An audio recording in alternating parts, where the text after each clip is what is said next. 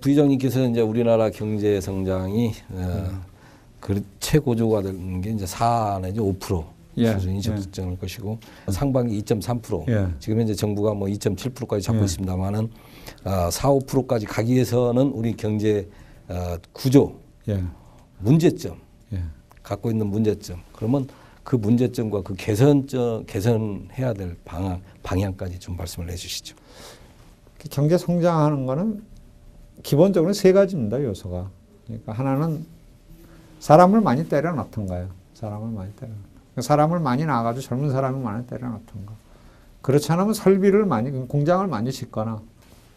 그렇지 않으면 세 번째는 그 같은 양의 노동과 자본을 활용을 하는데 생산성을 높이는 거. 이게 세 가지인데 여기에 공장 하나하나가 아니라 생산성이라는 건 그러니까 한국 내에 있는 사람 숫자나 공장 숫자나 설비 숫자는 똑같더라도 그걸 어떻게 움직이냐는 세 가지인데 과거 이 80년대 후반이나 90년대에 주축을 이뤘다는 건 첫 번째, 두 번째입니다. 주로 많이 때려 넣으세요. 그러니까 농촌에서 놀고 있던 노동 인력을 이제 공장에 투입을 하고 그 다음에 이제 뭐 허업을 파는 데를 공장을 막 지어가지고 그러니까 이제 투자 증가율이 뭐 이만큼 돼가지고 그러니까 그런 걸 통해서 10% 성장, 7, 8% 성장을 했는데 오늘 현재나 앞을 내다보면은 사람이 늘어갈 가능성이 거의 없습니다.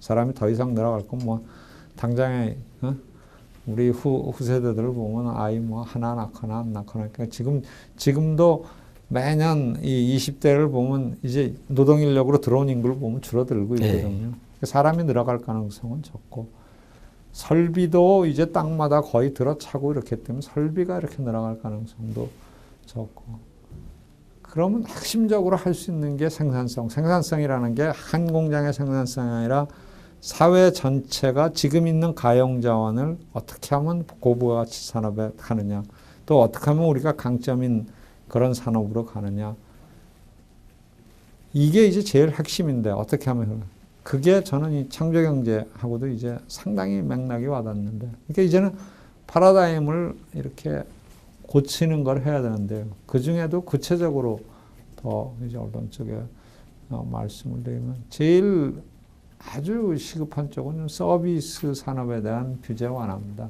서비스 산업. 그러니까 대한민국에서 제일 똑똑한 사람이 예를 들면 지금 의과대학을 가거든요.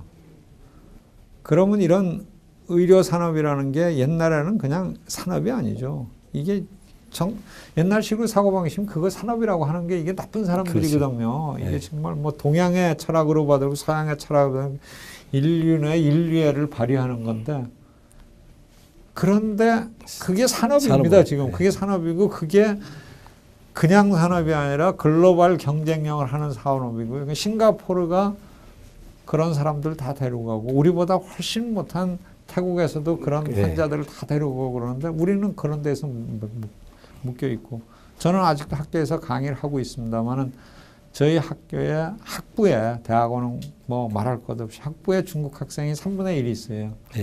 그 학생들이 수업료 내고서 오거든요. 중요한 산업이에요. 그 중요한 산업인데 그 중요한 산업을 싱가포르가 우리보다 훨씬 앞서갔고 뭐 미국은 말할 것 없고 가만히 있으면 이제 상해가 더 앞서갈 겁니다. 그러면 그런 의료, 교육, 뭐 관광도 말할 것 없고 그런 산업들에 있어서 기존의 시스템을 허물어 주는 거, 허문다 그러면 또 뭐 다른 평가겠지만 하여튼 이 패러다임을 바꿔주는 것이 무지하게 중요하고요. 기본적으로는 우리의 이 틀을 정부가 운영하는 틀도 바꾸고 기업을 운영하는 틀도 이렇게 좀 바꿔나가는 게 우리나라의 이 경쟁력을 정말로 높이는 그런 관건이라고 생각을 합니다. 조금 전에 이제 부의장님께서 패러다임을 바꿔야 된다. 그 얘기는 뭐 지난 정권에서도 많이 나왔던 얘기인데 사실상 구호처럼 할 뿐이지 그걸 구체적으로 이행이 그렇게 힘든가요? 관건은 현재의 틀에서 걸려있는 이해관계자 이분들의 이게 이제 간단한 건 아니고요. 근데 이분들의 이익이 그냥 한 사람만 있는 게 이분들의 이익이 다시 이제 국회 입법 과정에 연결이 돼 있고요. 네. 국회 입법을 하는 분들은 이분들이 이제 정치적인 자가 있으니까 이익이 뒤에 연결이 돼 있고, 그다음에 또 더 중요한 거는 행정부가 이제 법을 우리나라는 행정부에 쓴다. 행정부가 또 한편으로는 고쳐야 된다는 인식도 있지만 행정각부에서 보면 그런 틀이 남아 있음으로써 그 이익 집단만 이익을 보는 게 그 행정부의 힘도 남아 있는 그렇죠. 거거든요. 네. 우리나라 행정부가 이제 법을 하나씩 하고 있다. 사실은 그런 부분들을 타파를 해야 되는데 말씀하신 대로 그렇게 간단하지 않습니다. 그러니까 열심히 만들어도